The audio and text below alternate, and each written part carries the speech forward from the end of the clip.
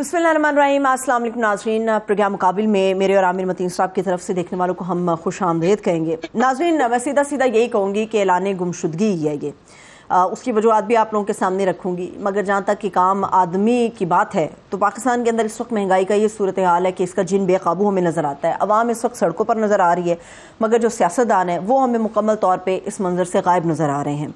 आसिफ अली जरदारी साहब की बात करूँ या पाकिस्तान पीपल्स पार्टी की मैं कह लूँ, वो इस वक्त दुबई में, जबकि मियां नवाज शरीफ साहब हों, शहबाज शरीफ साहब हों और डार साहब हों, वो लंदन के अंदर उन्होंने डेरे डाल लिए हैं। मैं सादा अल्फाज में ये कहूँगी कि वहाँ पे अब वो मौज मना रहे हैं। निगरान जो है हमारे, उन्होंने भी अपने हाथ खड़े कर दिए, मगर सवाल यह है कि इंतखाबात के जो इम्कानात है ख़त्म और आइन को बाकायदा लपेट दिया गया है क्या, इसके ऊपर हम बात करेंगे और तफसील से आमिर साहब का तजिया लेंगे। मगर इसके साथ साथ एक important development supreme Court of Pakistan की तरफ से कि नैब तरामीम का जो केस था उसका फैसला बाकायदा तौर पर महफूज कर लिया है और चीफ जस्टिस साहब ने कहा है कि मैं अपनी रिटायरमेंट से पहले तक इस फैसले को यकीनी तौर पर सुना दूंगा और देखना ये होगा कि इन तरामीम से फ़ायदा किस किस ने उठाया और सुप्रीम कोर्ट के फैसले के अंदर जब वो सामने आएगा तो किस किस फ़ायदा उठाने वाले के गिर्द है घेरा तंग होता हुआ में नज़र आएगा। पंजाब हुकूमत की भी बात करेंगे कि अदलिया और हुकूमती अफसरान जो बिजली बिल्स पर सालाना अरबों रुपए की सब्सिडी लेते हैं या अरबों रुपया खर्च करते हैं, उसके कुछ खौफनाक फिगर्स हैं, वो भी आपके साथ शेयर करेंगे। आमिर साहब, मिली जुली चीज़ें हैं सारी। पहली बात तो ये कि इस वक्त बड़ी डेवलपमेंट यकीनी तौर पे नैब तरामीम केस के हवाले से है, मैं चाहूँगी उसके ऊपर भी बात हो, मगर इसके पहले मुझे ये बताइएगा, इलेक्शन सब कर रहे हैं, मैं भी कर रही हूँ, अवाम भी इलेक्शन की बात कर रही है, निगरान वज़ीर-ए-आज़म साहब कह रहे हैं कि 90 रोज़ होने चाहिए, मगर फिर वो कहते हैं कि कोई हतमी टाइमलाइन नहीं दे सकते। पीपल्स पार्टी भी इलेक्शन की बात कर रही है, मगर वो दुबई के अंदर मौज बना रही है। नून लीग की चाहती है पाकिस्तान में इलेक्शन हो जाए, मगर वो लंदन के अंदर अपनी डेरे डाल के बैठे हुए हैं। इलेक्शन अगर होता है तो लड़ना किसने? यहाँ पे तो कोई भी नहीं है। इलेक्शन होना है नहीं होना, कंफ्यूजन बहुत ज्यादा है। कंफ्यूजन जो है वो तीन वजूहात से है।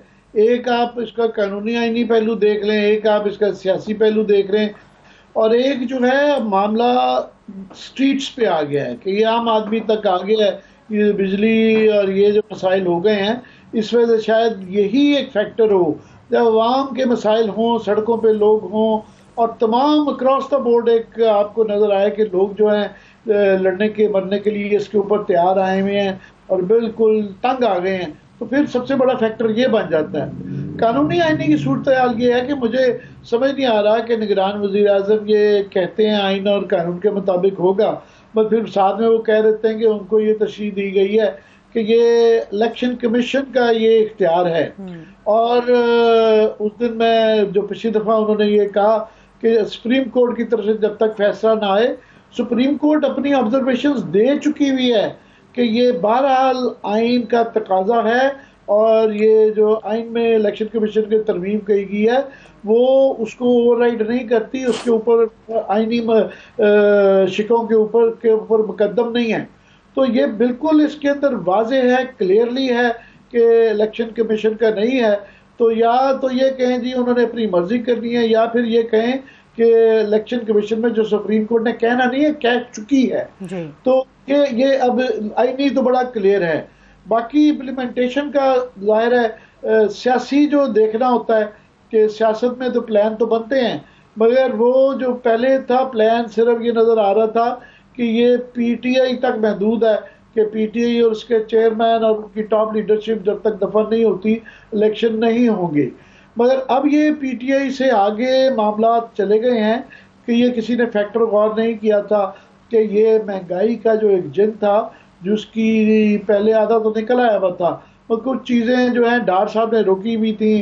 फॉर एग्ज़ाम्पल ये जो बिजली की कीमत की बढ़ाने का, वो इनको बढ़ाना पड़ा, वो सारे फैसले डार साहब के दौर के ही थे, उन्हीं की ये शराइत एमक्यूएम के साथ सेटल की हुई थी, उसका ही नतीजा निकलना था। पर ये रोज़ एक नया जिन निकल आता है। अब ये चीनी वाला निकल आया है, कल को ये पेट्रोल वाला भी पहले ही है, उसके बाद कोई और ओवरऑल महंगाई का मसला है। और महंगाई का ये जो मसला है इसका कोई भी शॉर्ट टर्म सोल्यूशन हो नहीं सकता। ये जो कहा जा रहा है, एक बड़ा गलत तासुर दिया जा रहा है कि जी ये फॉरेन इन्वेस्टमेंट आएगी और ये कोई 5 बिलियन कह देता है, कोई 10 बिलियन 20 बिलियन डॉलर्स ये बिल्कुल ये वादे किए गए होंगे और वाकई इन लाइन्स पे काम भी कर रहा होगा। ये लोग समझ नहीं रहे कि फॉरेन डायरेक्ट इन्वेस्टमेंट के दो मसाइल का हल फौरी नहीं है। इसके दो मसाइल हैं। एक मसला इसका ये है कि ये एक लॉन्ग टर्म चीज़ है। ये पहले भी यूएई सऊदी अरेबिया के अंदर जो एनर्जी के अंदर 12-14 रिफाइनरीज के ऊपर बलूचिस्तान में और सिंध में वादे किए गए हैं, मगर ये 5 से 10-20 साल लग जाते हैं और उसमें पाकिस्तान ने जो हिस्सा डालना होता है वो हमारे पास नहीं है।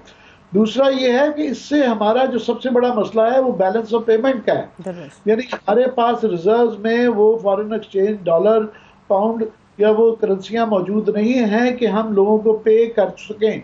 तो फॉरेन इन्वेस्टमेंट से वो मसला नहीं हटता, बल्कि कई दफ़ा फॉरेन इन्वेस्टमेंट से ये मसला गंभीर हो जाता है। फॉर एग्ज़ाम्पल हमारा एक बहुत बड़ा ये मसला था और है कि यहाँ पे जो फॉरेन कंपनियां आई हैं उनका जो मुनाफा था हमने बड़ा अरसा रोके रखा, उसकी वजह से वो जाना शुरू हो गई थी। यहाँ तक कि फार्मास्यूटिकल कंपनियां जो कि लाइफ सेविंग ड्रग्स बना रही थी वो जाना शुरू हो गई थी। तो अभी जो ये डॉलर का बहरान चल रहा है उसके पीछे ये है कि उनको इजाज़त दे दी गई। उन्होंने कहा जनाब हम यहाँ पे कारोबार नहीं कर सकते, क्योंकि इजाज़त हम अपना यहाँ से जो हमने पैसे कमाए हैं वो डॉलर्स नहीं लेके जाते, तो फिर हमारा यहाँ बिजनेस करने का फायदा क्या। तो वो हमारे पास ये इतनी रूम टू मनूवर नहीं है कि उनको इजाज़त दी जाए कि वो पैसे ले जा सकें।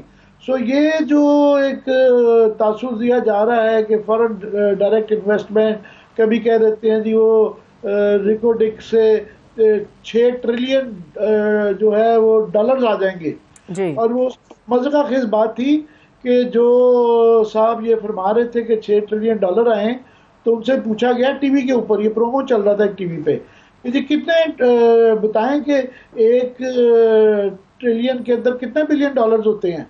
क्योंकि जी 100 बिलियन डॉलर होते हैं। तो वो उनको ये नहीं था पता कि 1000 बिलियन का जो है 1 ट्रिलियन बन। तो जहाँ जिसको ये हिस्सों का ना पता हो उनकी फिर क्या उस पर ये खुशफहमियाँ हैं। तो बड़ी अच्छी बात है कि ये लॉन्ग टर्म प्लानिंग आ रही है, ये मिड टर्म है।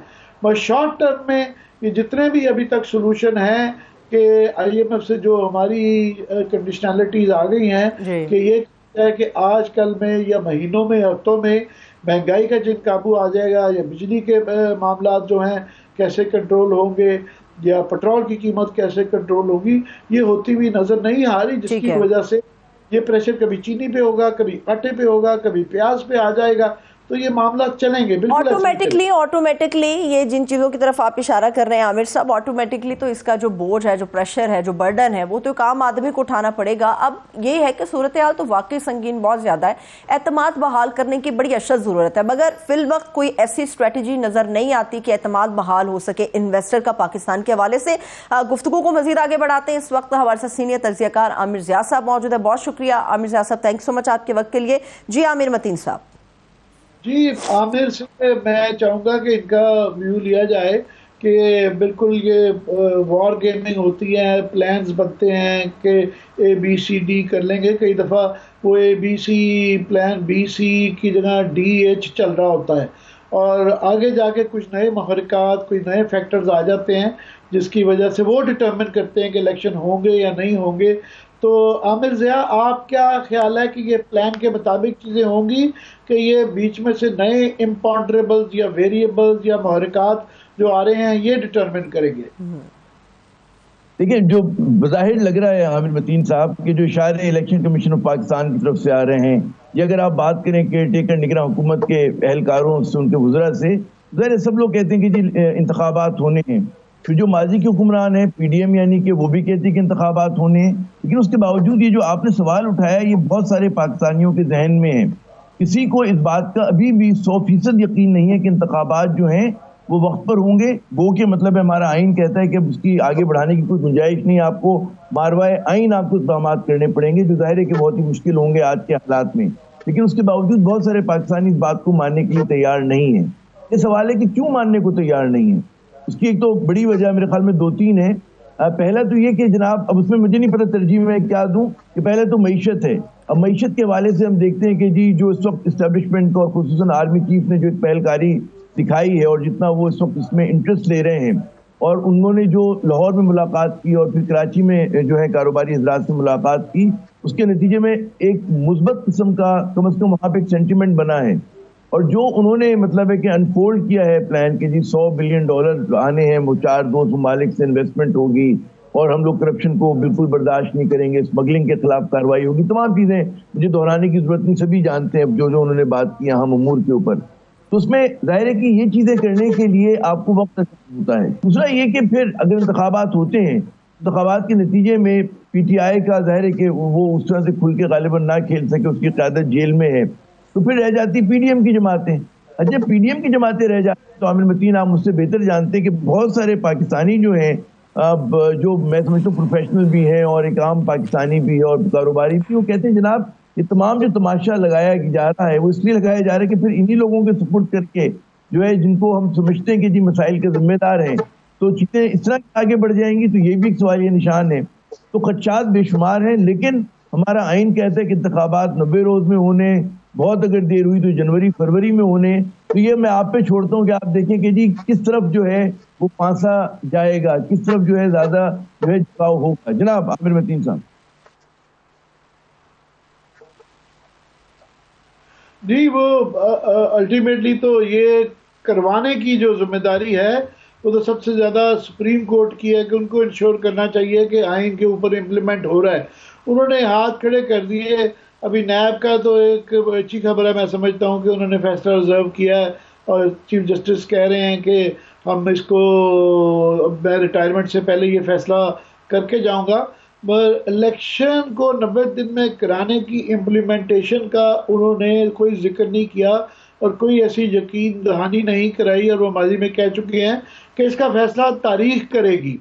और मगर यहाँ पे सूरत हाल ये है कि अगर तो लोगों के फौरी तौर पे मसले हल हो रहे हों, महंगाई का मसला हल हो जाए, चीनी के मसले, बिजली के मसले, तो लोग कई दफ़ा इस चीज़ पे ध्यान नहीं देते कि ये गवर्नमेंट किसकी है और कैसी है। क्या हमारे यहाँ जमहूरियत की जड़ें इतनी मजबूत नहीं है? लोग कह रहे हैं कि घर का रोटी पानी बेहतर चल रही है तो किसी किस्म का भी निज़ाम सल्तनत हो तो लोग बर्दाश्त कर लेते हैं।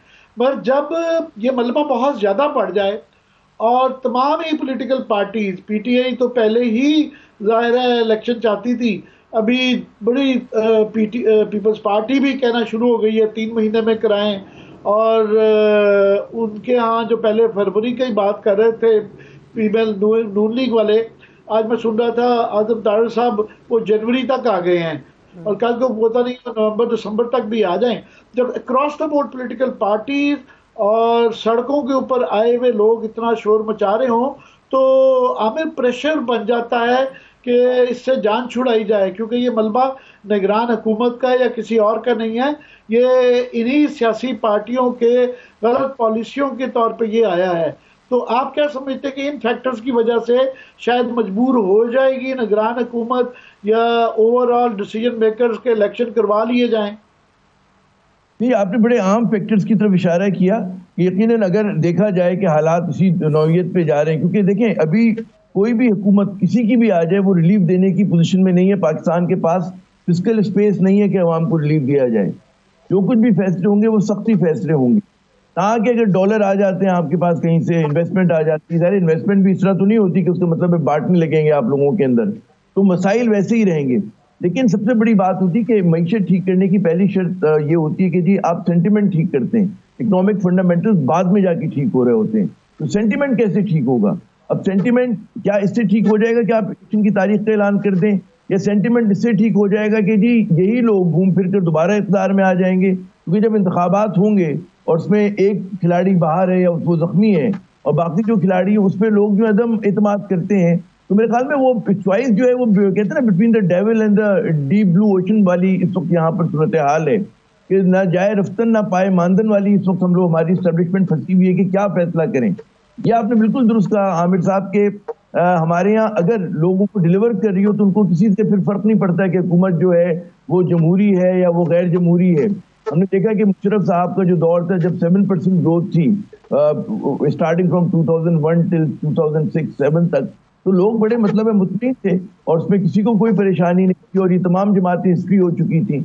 तो जाहिर है कि अगर इस तरह का कोई मतलब है दोबारा स्टेबिलिटी आ जाती है और आपको लगता है कि जी डॉलर जो है वो स्टेबल हो गया और आपकी मतलब इन्फ्लेशन तरह से काबू में आ गई, तो वाकई क्योंकि लोगों को बड़ा अदम इत्मीनाद है, वो समझते हैं कि जमातें जो हैं खुसूसन मतलब है PML नून या पाकिस्तान पीपल्स पार्टी, और उसमें भी मैं पार्टियों से ज्यादा इनके जो हुक्मरान खानदान है उनको लोग समझते हैं कि पार्ट ऑफ द प्रॉब्लम है, और वो 21st सेंचुरी पाकिस्तान के साथ हम आहंग नहीं है, वो जाके जमहूरियत।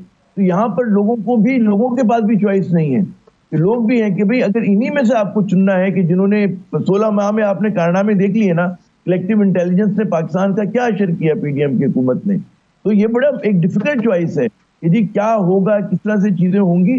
लेकिन अगर फिर मैं वही कहूंगा कि मारवाए आइन इकदाम के लिए तो फिर बहुत सारी चीजों को अलाइन होना पड़ेगा। अब वो अलाइन हो पाएंगी नहीं हो पाएंगी, लेकिन अगर आवाम को यकीन हो जाए कि जो उससे बेहतरी आ जाएगी तो मेरे ख्याल में कोई लोगों को बाहर नहीं आएगा। उसी तरह ये जो डिस्क्रेडिटेड पॉलिटिकल पार्टीज हैं like Noon League and Pakistan Peoples Party या उनके छोटे मोटे अलाए, उनको भी अगर डील करना होगा। अभी आप देखें ना परेशानी क्या है सिंध के अंदर, बहुत बड़ी परेशानी ये है कि यहाँ पर जो सिविल ब्यूरोक्रेसी का एक पुराना अरेंजमेंट था उसको तोड़ा जा रहा है, ठीक है ना। यहाँ पे करप्शन के खिलाफ बात हो रही है, लोगों ने शिकायत की कारोबारी हजरात ने कि जी सिंध में और वैसे पूरे पाकिस्तान में भी, लेकिन सिंध में बिलखुसूस जो है लोगों ने कहा जी बड़ी करप्शन है, हमें प्लॉट खरीदना हो, हमें कोई चीज बनानी हो, हर जगह पे हमें पैसे देने पड़ते हैं, गवर्नेंस बहुत जमीन पे आके लगी है। तो एक जर्नल से रिमार्क आया था आर्मी चीफ की तरफ से कि जी बिल्कुल टॉलरेट नहीं करेंगे, मैं ज़ाहिर पैराफ्रेज कर रहा हूँ, एग्जैक्ट वर्ड्स मुझे नहीं पता, कि वो मतलब है कि इसके खिलाफ कार्रवाई होगी, नेक्सस के खिलाफ कार्रवाई होगी, स्मगलिंग के खिलाफ कार्रवाई होगी, ये तमाम बातें उन्होंने की। आज एक फॉलोअप मीटिंग भी हुई है कराची में, इसमें ज़ाहिर है कि जो कारोबारी हजरात जो मिले थे आर्मी चीफ से, आज वो कहते हैं ना कि कोर कमांडर कराची, उनके साथ 2-3 और बड़े अहम फौजी अफसरान थे, उनके साथ उनकी मुलाकात हुई और उसमें कम से कम 4 सेक्टर्स के बारे में ब्रीफिंग दी गई है, प्लान दिए गए हैं इस्टेब्लिशमेंट की जानिब से कि जिसके अंदर जो है एग्रीकल्चर है, माइनिंग है, एक दो और IT है, उसमें किस तरह के रिफॉर्म्स लेकर आने हैं। ये तमाम चीजें भी पैरेलल हो रही हैं, और हमारा जो कारोबारी तबका है जो कि अपॉर्चुनिटी क्रिएट करता है, वेल्थ क्रिएट करता है, वो ज्यादा मेरे ख्याल में लाइन होते हैं एक स्टेबल गवर्नमेंट की तरफ, ना कि they are wedded to a democratic order कि जहाँ पे क्योस बहुत ज्यादा होता है, वहाँ पे मतलब है 10 लोग मांगने वाले होते हैं, हर मिनिस्टर अपना कट मांग रहा होता है, तो कहते नहीं जी हमारे लिए ये चीज ज्यादा बेहतर है। जब भी आप देखिए उनका जो एक वेलकमिंग नोट आया है इस पूरे मुलाकातों के बाद। जी आमिर साहब। जी मुझे आमिर बहुत ज्यादा एक मैं आप कह लें कि ससेप्टिकल हूँ कि ये जो बिजनेसमैन मिलते हैं ना सिविल मिलिट्री लीडर के साथ, ये हर प्राइम मिनिस्टर के साथ मिलते हैं, हर दौर में ये आर्मी की लीडरशिप से मिलते हैं, और ये वही लोग हैं, 2 दर्जन के करीब लोग हैं, वही सेठ हैं, जो कि मैं समझता हूँ पार्ट ऑफ द प्रॉब्लम है कि हमारे यहाँ सबसे बड़ा मसला यही है कि अभी भी जो फिगर्स बताए जाते हैं कि 2000 अरब के करीब अभी भी एग्जम्पशन, सब्सिडी या किसी न किसी फॉर्म में ये पैसा इनकी तरफ ट्रांसफ़र होता है। IPPs का ही सिर्फ वो 1000 अरब तो उनका ही आता है। तो ये यहाँ इशू ये है कि इनकी जो ये काट के ये जो फ़ायदे हैं ये गरीब आवाम तक ट्रांसफ़र करना है, गरीब आवाम को जो इनकी वजह से IPPs की वजह से और बिजली चोरी की वजह से जो उनके ऊपर ट्रांसफ़र कर दिया जाता है बिलों की सूरत में। तो यहाँ तो और ये मसले का ये प्रॉब्लम है, ये हल नहीं है।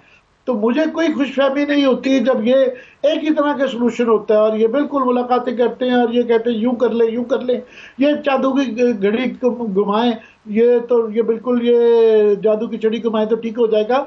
और वो जादू की छड़ी क्या होती है कि हमें ये बरात दें, हमारे ये मसले हल करें, जो कि बिल्कुल एक मुखालिफ सिमत होती है जो अवाम के मसलों से है, पहली बात। दूसरी ये इंतज़ामी मसले होंगे, ये डॉलर की फॉल के पीछे कुछ मॉनेटरी पॉलिसी होगी। पर आप भी मेरी तरह कॉमर्स को फॉलो करते रहे हैं, ये ज़्यादा सबसे बड़ा स्टॉक्स के पीछे और डॉलर की काबू न आने के पीछे जो वजह होती है वो अदम इस्तेहकाम है, बेयकीनी है, और उसके अंदर इलेक्शन का ना होना या इन चीज़ों पे किसी को ना पता होना कि आगे क्या होगा। हर आदमी पूछता है कि क्या होगा, तो जब तक उनके पास ये जवाब ना हो कि क्या होगा, तो ये अदम इस्तेहकाम आपके ख्याल में क्या चला जाएगा?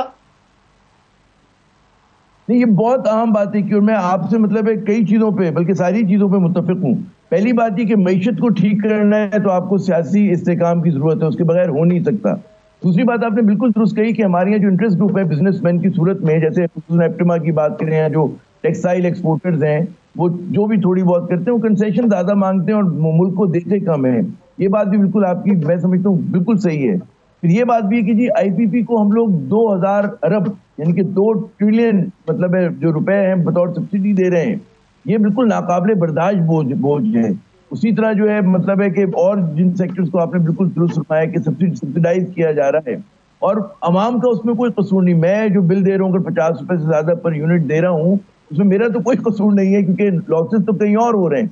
मुझसे मुराद आम आदमी के साथ यही प्रॉब्लम है। तो यहाँ पर वाकई मतलब है कि एक नई तरह की रिफॉर्म की जरूरत है, नई सोच की जरूरत है, जो गालिबन अब लोग जो एक्सपेक्ट ये कर रहे हैं कि जी जिन चीजों पे, जिन सेक्टर्स पे जोर दिया जा रहा है वो गैर रिवायती सेक्टर हैं। आईटी के ऊपर जैसे बात की जा रही है, एग्रीकल्चर सेक्टर को मैकेनाइज करने की बात हो रही है, तो वहां पर लोगों को जरा सा उम्मीद की किरण बन रही है, क्योंकि वो हमारे अनकन्वेंशनल सेक्टर है। वरना हम लोगों का सारा जोर जो होता है टेक्सटाइल पे ज्यादा होता है, और उसी को हम लोग बार बार मतलब है कि कहते हैं ना कि उसकी हद हो गई है, ज्यादा हम उसके ऊपर लेके नहीं जा सकते। तो ये कहा जा सकता है कि इस वक्त यकीनन सवालात ज्यादा हैं, लोगों के खदशात बहुत ज्यादा हैं, अंदेशे बहुत ज्यादा हैं, और वो मैसेजिंग नहीं आ रही कि जिसकी वजह से मार्केट्स काम हो, लोगों में यकीन बढ़े। और ये यकीन हो कि मुल्क का अब रास्ता ही है, इंतखाबात होने तो कब होने हैं, या तमाम लोगों को उसमें खुलकर आजादाना हिस्सा लेने की इजाजत होगी क्या? ऐसा अगर नहीं हो रहा इंतखाबात तो फिर क्या रास्ता अपनाया जाएगा? ये तमाम सवालात हैं। तो मेरे ख्याल में भी जवाबात में खुद नवाज शरीफ साहब और जो बड़े बड़े प्लेयर्स हैं, जरदारी साहब, उनके पास भी पूरी तरह से नहीं होंगे। जी आमिर। जी, वो मैं सिर्फ इसमें ऐड कर दूं कि इसमें ये जो वो अंग्रेजी में कहते हैं ना, we are barking at the wrong tree, या कि जी we are missing the elephant in the room, यहाँ वही है कि ये सारे मसले की जड़ क्या है? जड़ ये है कि हमारे यहाँ ये कार्टेल्स बन गए हुए हैं। ये आपको ऑटो में भी नजर आएगा, ये आपको बिजली में, हर जगह में। और ये मेरे आपके ख्यालात नहीं हैं, ये 3 दर्जन के करीब कंपटीशन ऑफ पाकिस्तान ने ये इनके खिलाफ जो है वो इंक्वायरीज मुकम्मल कर ली हैं, मगर ये तवातर के साथ उसका इन्होंने कोरम नहीं पूरा होने दिया, उसके मेंबरान नहीं पूरे होने दिए कि उनके खिलाफ केस हो सकता। ये तमाम चीजें उन्होंने उस वक्त पकड़ ली थी कि जनाब ये सब कार्टेल्स बने हुए, ये मिलके बैठ के ये प्राइस फिक्सेशन करते हैं। मगर वो आप देखिए उनका जवाल ही कहाँ से शुरू हुआ था, जब ये तमाम इस तरह के कार्टेल्स वाले लोग उनसे टूट के उनके खिलाफ, फॉर एग्जाम्पल जहांगीर तरीन साहब की लड़ाई इसी फैक्टर पे हुई थी कि वो इंक्वायरी उनके खिलाफ शुरू हुई थी। उसके बाद आईपीपी की बिल्कुल जो है वो एक रिपोर्ट इंक्वायरी की तैयार हो गई थी, मगर वो फॉरेंसिक ऑडिट के बगैर करवाना चाह रहे थे। तो ये 16 माह में वो तमाम इंक्वायरी रुक गई, वो तमाम किसी किस्म का इन कार्टेल्स को हाथ नहीं डाला गया, जो थोड़ा सा डाला जा रहा था वो भी रुक गया। तो अब भी ये समझना कि जी इनको हाथ डाले बगैर रिफॉर्म्स क्या है, रिफॉर्म्स वो बाद में है, मगर ये जो पहले का गंद है वो तो ठीक करें आप। इनके ऊपर सिंपली आपने वो जो कंपटीशन कमीशन ऑफ पाकिस्तान ने अपनी इंक्वायरी मुकम्मल कर ली हुई है, उनके मुताबिक फैसला कर लें। और अदालतों के अंदर 10-10 साल, 5-5 साल, 6-6 साल से वो जो केसेस हैं जो कि फैसले नहीं कर रही, उसके ऊपर अगर काम कर लें तो मसले का हल हो जाता है। क्विकली इस पर मैं चाहूंगा आप अपने कमेंट दें आमिर। तमाम के तमाम पॉलिटिकली कनेक्टेड लोग हैं, पीपल्स पार्टी हो, नून लीग हो, पीटीआई उस जमाने की हो, उसमें तमाम ये जिसके बड़े लोग बैठे हुए हैं और इन सबका इंटरेस्ट एक दूसरे से जुड़ा हुआ है। यही हाल हमारी टेक्सटाइल इंडस्ट्री के लोगों का है। हम यही देखते हैं कि हमारे यहाँ जो है गाड़ियों का आपने बात की तो यू नेम इट, और जब हम रिफॉर्म्स की बात करते हैं तो यहाँ पर फिर सवाल आते हैं कि अकाउंटेबिलिटी क्या एहतसाब होगा नहीं होगा। अब जो नैब लॉज में तरमीम की गई थी और जिसका फैसला आना है, खुदा करे कि कोई बेहतर फैसला आए, तो उसकी वजह से तो आपने तो लाइसेंस टू करप्शन दे दिया लोगों को उन नैब लॉज की तरमीम के बाद, और आपने व्हाइट कॉलर क्राइम को पनिश करना तो अब आउट ऑफ क्वेश्चन हो गया उसके बाद कि आप मतलब चोरी करें और कोई मतलब आपसे पूछताछ नहीं है। तो जब तक हमारे यहाँ वो जो कहते हैं ना कि एक नारा लगता है कि जी करप्शन के खिलाफ जब तक कार्रवाई नहीं होगी, हमारे यहाँ शोर बहुत मचा है, हमारे यहाँ लोगों को कुछ महीने जेल में भी डाला जाता है लेकिन केसेस का क्लोजर नहीं होता। एक दो केसेस तो हुआ, नवाज शरीफ साहब का भी मतलब है कि केस क्या था, सजा किस चीज पे हुई, वो एक अलग बहस है। लेकिन यहाँ पर इतने बड़े बड़े करप्ट लोग हैं, या तो मान लें कि इस मुल्क में करप्शन ही नहीं हुई, बड़ा नेक लोगों का मुल्क है, और यहाँ पे कभी किसी ने किकबैक नहीं लिया, कमीशन नहीं लिया, कभी किसी ने कोई डिसऑनेस्टी नहीं की, या तो ये तस्लीम कर लें, जो हम तस्लीम नहीं करेंगे। तो जब चोरी हुई है तो किसने की है, और उसका इंसाफ कौन करेगा, और वो क्रॉस द बोर्ड कब होगी? ये मतलब एक बड़ी अच्छी बात है, हम तालियां बजाते हैं कि जी साबिक वज़ीर आज़म इमरान खान को घड़ी डिक्लेयर करने के चक्कर में जेल में है, हम तालियां बजाते हैं, बहुत अच्छी बात है। लेकिन जिन लोगों ने बिलियन ऑफ रुपीस की मनी लॉन्ड्रिंग, अल अजीजिया था, वो हबीब पेपर मिल था, हबीबिया पेपर मिल था, क्या था, आप नाम लेते चले जाएं, उनका क्या होगा? क्या होगा? सिंध में बड़े बड़े करप्शन के स्कैंडल थे, क्या हुआ उनका? तो बात ये होगी, लोग उस वक्त इत्मीनान का सांस लेंगे जब वो देखेंगे जी क्रॉस द बोर्ड हो रही है, तमाम लोगों के साथ हो रही है। और मेरे ख्याल में हमारी स्टैब्लिशमेंट को ये एहसास हो चला है कि आप बहुत ज्यादा मतलब है कंधे पे बिठा के उनको ना, मुतनाज़ा लोगों को आप इस तूफान से नहीं निकल सकते। उसका पहला पहला जो मेरे ख्याल में स्टेप होगा वो ये होगा कि जी ऐसे लोगों को सामने आना चाहिए कि जो कम से कम इंटेग्रिटी के लोग हों, मुल्क के बारे में सोचते हों, और उनके पास कम से कम स्कैंडल पुराना कोई ना हो, कम से कम उन पर कोई केस ना हो, पुराना हो, मतलब बेशक। जब तक ये चीजें आप नहीं करेंगे, मेरे ख्याल में आगे बढ़ने का रास्ता नहीं मिलेगा। हम दायरों में घूमते रहेंगे। कितनी बार हम खुश हुए कि फला आया जी, हम अकाउंटेबिलिटी करेंगे, रिफॉर्म करेंगे, लेकिन आमिर मतीन साहब आपके भी बाल सफेद हो गए, मेरे भी हो गए, और हमने देखा कि कुछ नहीं हुआ इस मुल्क में। और इससे पहले कि हम रिटायर हो जाएं तो खुदा के लिए दुआ करनी चाहिए कि भाई कुछ कहीं तो कोई अच्छा कदम उठा ले, और कहीं से नुक्ता आगाज हो कि जनाब हमारी मिलें चलने लगे, हमारे लॉस मेकिंग इदारे जो है टर्न अराउंड हो जाएं, और जो करप्ट है वाकई उनको जो है सजा मिले। जनाब जी, बहुत आपने खूबसूरत ये बात की, मगर ये निगरान हुकूमत का हर दौर में, हर सूरत में सबका यही ख्याल है कि इनको इनका बुनियादी काम जो है वो इलेक्शन करवाना है, और कोई और पॉलिसी या मुल्कों की सलाह करना नहीं है। पर एक काम जो ये कर सकते हैं, जो कि अनफॉर्चुनेटली बदकिस्मती से ये कहना पड़ता है कि हमारी जो पार्लियामेंट हाईजैक हो जाती है, पावर लॉबीज की नुमाइंदा बन के रह रही है, सीमेंट बैरन, रियल एस्टेट प्रॉपर्टी बैरन, वो बैरन्स होके रह गए हैं, जो कि ये रिफॉर्म्स नहीं होने देते। तो ये इस वक्त अगर कुछ जो किया जा सकता है तो सिर्फ ये ऑन गोइंग, कोई नई चीज़ करने की जरूरत नहीं है, मगर वो जो रिक्वायरी गई थी competition of commission of Pakistan में इंक्वायरियां, सिर्फ उसको इम्प्लीमेंट करवाया जा सकता है। क्योंकि इस वक्त जो है सो कॉल्ड वो पार्लियामेंट नहीं है, नेशनल असेंबली नहीं है, तो उसको रोका, कम से कम वो रोक नहीं सकते हैं। तो सिंपली उनका कोरम पूरा करवा दें और उनकी इंक्वायरियों के ऊपर एक्शन जो है, तो ये एक शॉर्ट टर्म में चीज़ है कि दिनों के अंदर मामला ठीक हो सकते हैं। मैं तो इसके अलावा कोई और हल नहीं नजर आता मुझे। आप क्या कहेंगे क्विकली? क्विकली बिल्कुल जाहिर है कि कहीं से तो कहते हैं पहला कदम उठाना चाहिए, और ये जो आपने बड़ी मुनासिब तजवीज़ दी है कि आप इंतजार नहीं कर सकते कि अगली पार्लियामेंट आएगी। अगर अगली पार्लियामेंट भी पिछली पार्लियामेंट जैसी हुई, तो जितनी भी कानून साजी करी चंद खानदानों के और अफराद के फायदे के लिए करी, और उसका कोई लेना देना अवाम से नहीं है, तो फिर तो अल्लाह हमारे हाल पे रहम करो। खच्चा मुझे यही है कि इंतखाबात के बाद फिर यही लोग घूम फिर कर आ जाएंगे।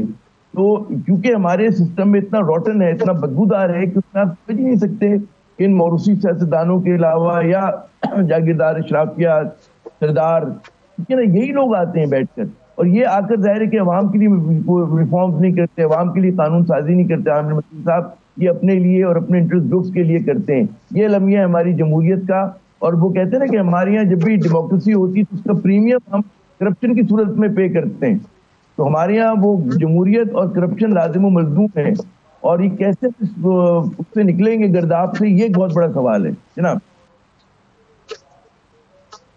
ठीक है, बहुत शुक्रिया आमिर ज़िया साहब हमारे साथ मौजूद थे। अभी मैं एक ब्रेक की तरफ चल रही हूँ। जब हम ब्रेक से वापस आएंगे, जिस तरह से आमिर साहब ने बात की, आमिर ज़िया साहब ने बात की कि पाकिस्तान के अंदर हमें जो सियासत है उसका महवर पार्लियामेंट नहीं बल्कि अदलिया महसूस होती है। अदालतों के अंदर इस वक्त पाकिस्तान की पूरी सियासत हमें नज़र आ रही है। इस वक्त जो बड़ी development supreme Court of Pakistan की तरफ से नैब तरमीम केस के हवाले से हुई है, एक ओवरऑल तो कानून के हवाले से हम बात करेंगे, मगर ख़ास तौर पर इस केस के हवाले से कि क्या मुस्तकबिल है उन लोगों का जिन्होंने इस कानून के जरिए से बेतहाशा किस्म का फायदा समेटा है। एक ब्रेक लेंगे, हमारे साथ रहिए।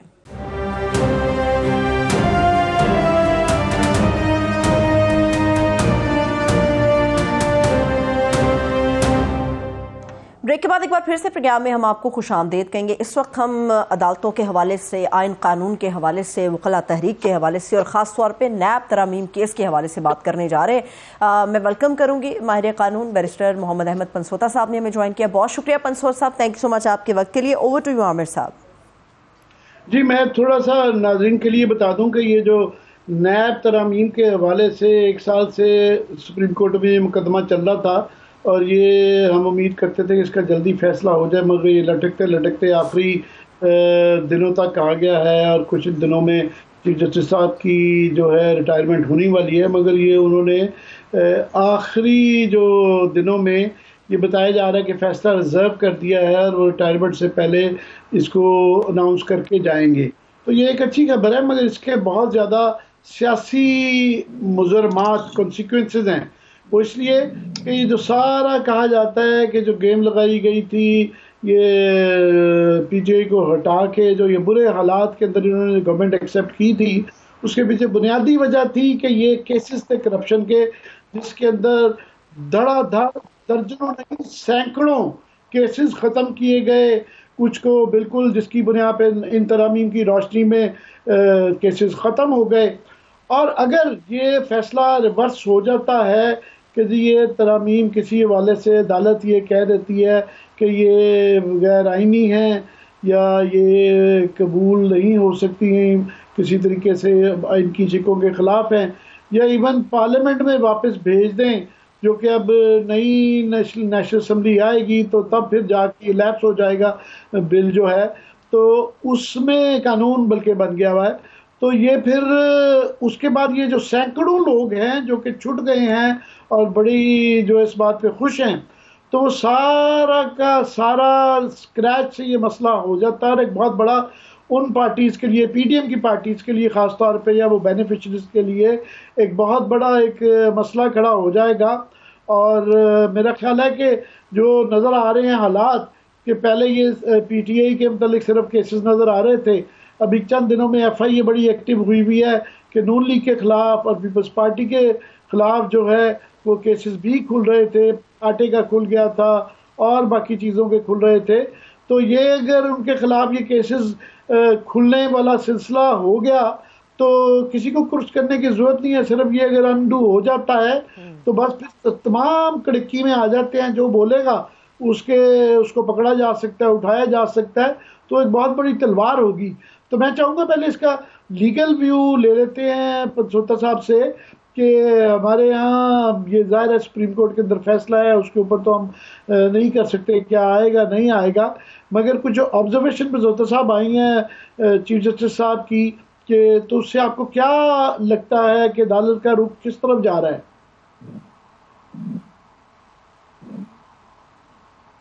मुझे जो जी बेसिकली अंडरस्टैंडिंग है मेरी, एक तो बुनियादी तौर पर अगर आप देखें तो इस हुकूमत ने, जो प्रीवियस हुकूमत आई थी, आने के बाद सबसे पहले जो 2 काम किए थे, उनमें से एक काम थी नेशनल अकाउंटेबिलिटी ब्यूरो के अंदर एक अमेंडमेंट्स। और उन अमेंडमेंट से ही नजर आता था कि गवर्नमेंट की सिमत क्या है। सिमत ये थी कि जिस आदमी के खिलाफ नेशनल अकाउंटेबिलिटी ब्यूरो के केसेस हैं, उन केसेस को किसी तरह से सर्कमवेंट किया जाए, बंद किया जाए। और वो इन अमेंडमेंट्स के बाद they were very successfully able to do that. Eventually वो चैलेंज हो गया। जो चीफ जस्टिस साहब के रिमार्क्स हैं और बाकी 2 जजेस के भी रिमार्क्स हैं, एक्सेप्ट मंसूर साहब, बिकॉज शाह साहब का रिमार्क्स इस पर थोड़े से डिफरेंट हैं, वो एक डिफरेंट कॉन्स्टिट्यूशन ऑफ बेंच और बाकी मामला पर, मुझे लगता है ये तरामीम को स्ट्राइक डाउन कर दिया जाएगा। ऑफ कोर्स हम प्रेडिक्ट नहीं कर सकते, बट मेरी जो रीडिंग है ऑफ द एंटायर प्रोसीडिंग्स, उसके अलावा अगर आप इन प्रोसीडिंग्स को देखा भी जाए तो सारे का सारा जो कानून है उसको मेलो डाउन कर दिया है। पाकिस्तान में अगर किसी प्रॉपर कानून की जरूरत है तो अकाउंटेबिलिटी कानून की, उस कानून की मेल इम्प्लीमेंटेशन को आप ठीक करें, लेकिन उस कानून को मेलो डाउन करने का तो समझ नहीं आता। आप देखें जितनी जजमेंट्स आई, जस्टिस अतर वनीला साहब की आई, बाकी जजेस की आई, उन्होंने सब ने नैब के किरदार पर बात की, सब ने कहा कि इसको गलत इंप्लीमेंट किया जाता है, बट किसी ने ये नहीं कहा कि इस लॉ में कोई प्रॉब्लम है या कोई प्रोविजन। हाँ, एक सब्सटैंटिव राइट ऑफ बेल वाला एक अच्छी बात थी, बाकी तो सारी की सारी चेयरमैन को इतना एम्पावर करना, अरेस्ट की प्रोविजन को इंस्टेड ऑफ रेगुलेट करना, मोर स्ट्रिंजेंट करना, तो ये सारे का सारा जो है एक जो वॉच डॉग है आपका, बेसिकली क्राफ्ट वॉच डॉग जिसको हम कहते हैं, उस सारे एंटी क्राफ्ट बॉडी जो है उसका बेसिक बुनियादी काम फिर पॉलिटिकल विच हंटिंग रह जाता है। तो उसके इस्तेमाल में जरूर प्रॉब्लम है, बट इस कानून को मेलो डाउन करके लोगों को फारिग कर देना, वो तो बिल्कुल आई थिंक सर कानून की जो स्पिरिट है उसके साथ जाती थी।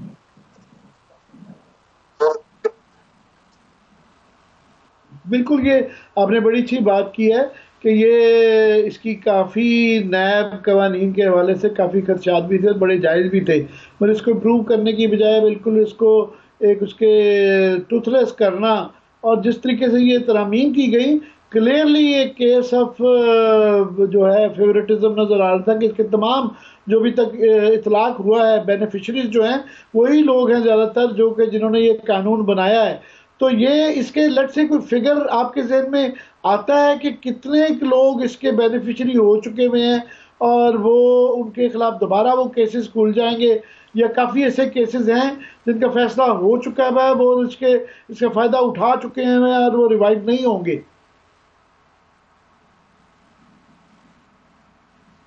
देखिए, जो शख्स जिस वक्त ये अमेंडमेंट्स आई थी उनके बाद इससे मुस्तफीद हुए हैं, अगर ये अमेंडमेंट्स रिवर्स हो जाती हैं तो ऑटोमेटिकली वो सारी की सारी पोजीशन जो है रिस्टोर हो जाएगी। और मेरी अपनी जाती नज़र में हजारों में लोग हैं, बिकॉज चीफ जस्टिस साहब ने इसकी एक लिस्ट में मंगवाई थी।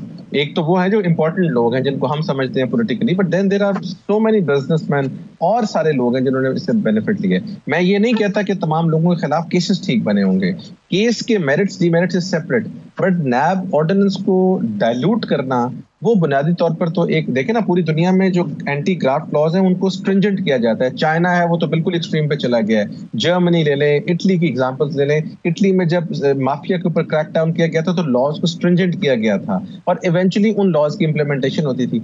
हम दुनिया का वाहिद मुल्क हैं जो इस चीज में बिलीव कर रहा है कि इस लॉ को मेलो डाउन कर दे, क्योंकि हम इंप्लीमेंट इसको ठीक नहीं कर सकते, लिहाजा हम लॉ मेलो डाउन कर देते हैं। तो मेरे नजदीक तो ये हजारों में अशखास होंगे जिन्होंने इस पर बेनिफिट लिया है, बट जो इंपॉर्टेंट लोग हैं जो मैटर करते हैं, पॉलिटिकल पर्सनैलिटीज, वो भी एटलीस्ट आई थिंक 100+ तो जरूर होंगे। नहीं, पॉलिटिकल के अंदर वो ठीक कह रहे हैं, नंबर से ज़्यादा बहरहाल बेटर ये करते हैं कि इसके अंदर तो डायरेक्टली जो है शहबाज शरीफ साहब जो हैं जिनको बेल मिली, उनके दोनों बेटों को, सलमान शहबाज को, रमज़ा शहबाज शरीफ को मिली, सबसे बड़े तो इसके बेनिफिशरी वो रहे हुए हैं, तो वो भी उनके केसेस भी क्या रिवर्स हो जाएंगे?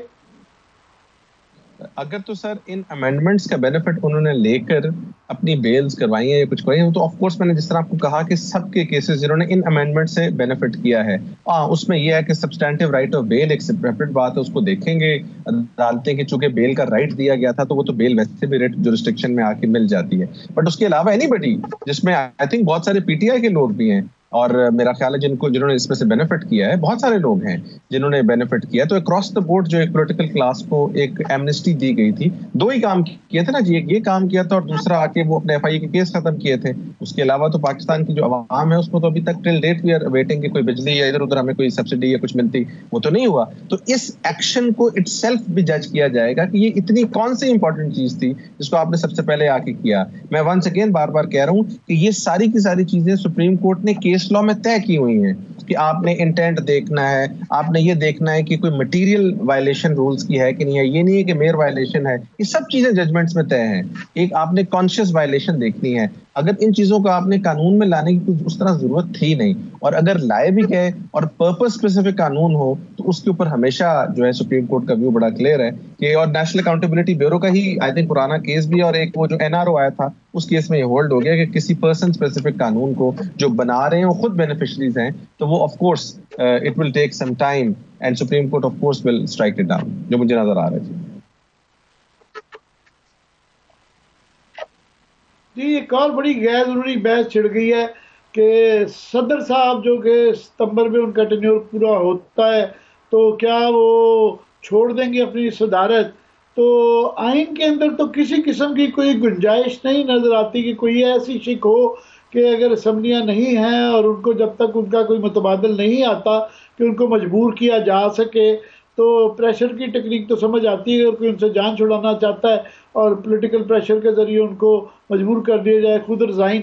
मगर आप कोई कानूनी आइनी तरीका देखते हैं जिससे कि सदर साहब को हटाया जा सके? देखिए, आइन तो बड़ा क्लियर है कि जी सदर साहब जब तक अगले सदर नहीं आते तब ही will continue to hold office, ये तो बड़ा क्लियर है आइन। दूसरी बात ये है कि उस वक्त तक इलेक्टोरल कॉलेज पूरा नहीं होता सदर के इलेक्शन का जब तक तमाम के तमाम जो आपकी प्रोविंशियल असेंबलीज हैं दे आर नॉट इलेक्टेड, तो वो सदर का इलेक्शन भी नहीं हो सकता, तो सदर वन वे और द अदर विल कंटिन्यू। अब उनके ऊपर अगर प्रेशर डाला जाए तो केयर टेकर गवर्नमेंट इस पोजीशन में नहीं है कि उनके ऊपर किसी किस्म का प्रेशर डाला जाए, बिकॉज उनके तो मैंडेट में ये नहीं है। तो उनके ऊपर किसी किस्म का भी अगर प्रेशर आता है टू रिजाइन, तो वो वंस अगेन उनकी अपनी जवाबदेही है, वो समझते हैं, लेकिन एज सच कानूनी और आईनी बंदिश उन पर कोई नहीं है कि he resigns and he, because otherwise तो फिर देखिए ना, किसी को आप मेकशिफ्ट चार्ज देंगे, किसी को एक्टिंग चार्ज देंगे, चेयरमैन सेनेट साहब के पास चला जाएगा, या लेट्स से आगे पीछे किसी को दिया जा सकता है सेकंड इन लाइन अगर कोई होंगे। लेकिन सदर जो एक इलेक्टेड सदर है, अपने टाइम पर सदर है, और उनको आइन की प्रोविजन अलाउ करती है to continue to hold office, why shouldn't he? और उनका तो रोल भी एक सेरेमोनियल रोल है, और वो रोल सारे का सारा आइन में डिफाइंड है, तो वो तो कोई भी सदर हो। I would prefer an elected president as opposed to somebody जिसको एक एक्टिंग चार्ज दिया जाए। तो ये इलेक्टेड तो है, एक असेंबली जिससे प्रॉपर तरीके से इलेक्ट हुए हैं, जब अगले सदर साहब इलेक्ट होंगे तब ही विल लीव।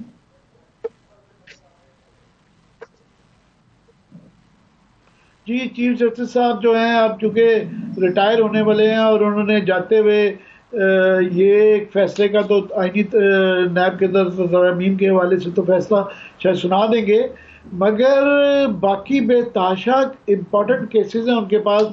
प्रोसीजर्स वाला केस है, उसके बाद सबसे अहम तो 90 दिन के फैसले की इम्प्लीमेंटेशन का केस है। एजाज हसन साहब को तो वो भी उम्मीद दिलाते हैं कि शायद जाते वक्त ये कोई एक दो छिक्के मार जाएं। तो अगर ये अभी आपको कोई उम्मीद है कि ये पहली बात कि ये कोई ऐसा बाकी फैसलों में भी किसी में फैसला जाते वक्त सुना के जा सकें? जी जी बिल्कुल, मेरा ख्याल है कि चीफ जस्टिस साहब को एटलीस्ट वो केसेस जो उन्होंने तफसील से सुने हैं और जिनमें जो सारे के सारे आर्ग्यूमेंट्स हैं वो कंप्लीट हो गए हैं, और बिल्कुल उनके ऊपर अपना फैसला दे के जाना चाहिए। बंदयाल साहब की एक बहुत अच्छी लेगेसी है, he is one of the finest chief justice we had, जिन्होंने दिलेराना बड़े मुदब्बराना तरीके से अपनी इस ऑफिस को होल्ड किया है और हर साइड के ऊपर डिसीजंस दिए हैं, बिला खौफ जिसे कहते हैं तदरीब दिए हैं, और कोई ऐसी उनको प्रॉब्लम नहीं आई अपने उसमें। तो कुछ डिसीजंस हैं जिसमें पंजाब असेंबली जो कि आइन की इम्प्लीमेंटेशन का मैटर था, जिसमें 90 डेज उन्होंने होल्ड किया, तो उसके ऊपर भी बिल्कुल एक्शन होना चाहिए। आई नो दिन बहुत कम है, क्योंकि अगर वो उसके ऊपर एक्शन लेते हैं तो किसी ना किसी को कंटेम्प्ट नोटिस इशू करना पड़ेगा, और शायद due process of fair trial में अगले 1-2 हफ्ते में ये चीज कंप्लीट ना हो पाए। बट उन्होंने डिसीजन दे दिया है, उन्होंने रिव्यू के अंदर भी अपने फैसले दे दिए, तो आई थिंक हिस्ट्री विल जज दिस डिसीजन। कुछ डिसीजन ऐसे होते हैं जिनको शायद आप इम्प्लीमेंट नहीं कर पाते या नहीं कर सकते, बट हिस्टोरिकली वो डिसीजन हमेशा खुद बोलते हैं, they speak louder than the historic events themselves। तो आई थिंक बंदयाल साहब का ये उनमें से एक फैसला है। फिर नैब ऑर्डिनेंस का फैसला इंपॉर्टेंट है। प्रैक्टिस एंड प्रोसीजर भी एक ऐसा था जिसमें मैं समझता था कि मेरी पोजीशन तो अपनी तो बड़ी क्लियर है, और सुप्रीम कोर्ट जो है अगर उसमें भी ये क्लैरिटी आ जाती और खत्म हो जाता, ये केस भी बड़ा इंपॉर्टेंट था, क्योंकि उसकी वजह से एक फाजिल जज काजी फायजीसा साहब बैठ नहीं रहे बेंच पर, और काफी एक सुप्रीम कोर्ट में डिवीजन भी नजर आई है। तो अगर उसका भी फैसला आ जाता तो बहुत अच्छा था, लेकिन next chief justice can always decide those cases. और बहुत सारे ऐसे केसेस हैं जिसके ऊपर उन्होंने हमेशा, he has been a guardian of fundamental rights, he has protected the fundamental rights, और इंश्योर किया कि जो आपके सिटीजन्स ऑफ पाकिस्तान हैं उनको ऐसे एटमॉस्फेयर में भी जितनी maximum under the law and constitution facilitation दी जाए वो दी उनको मिली। तो आई थिंक काफी हद तक तो फैसले दिए हैं, बट अभी still I think 1.5 week is there, so let's see what happens. बहुत शुक्रिया, thank you so much. Barrister Mohammad Ahmad Mansota sahab हमारे साथ मौजूद थे। आमिर साहब, मेरे पास वक्त बिल्कुल खत्म हो चुका है, देखने वाले मुझे इजाजत दें, अपना ख्याल रखिए, खुदा हाफिज।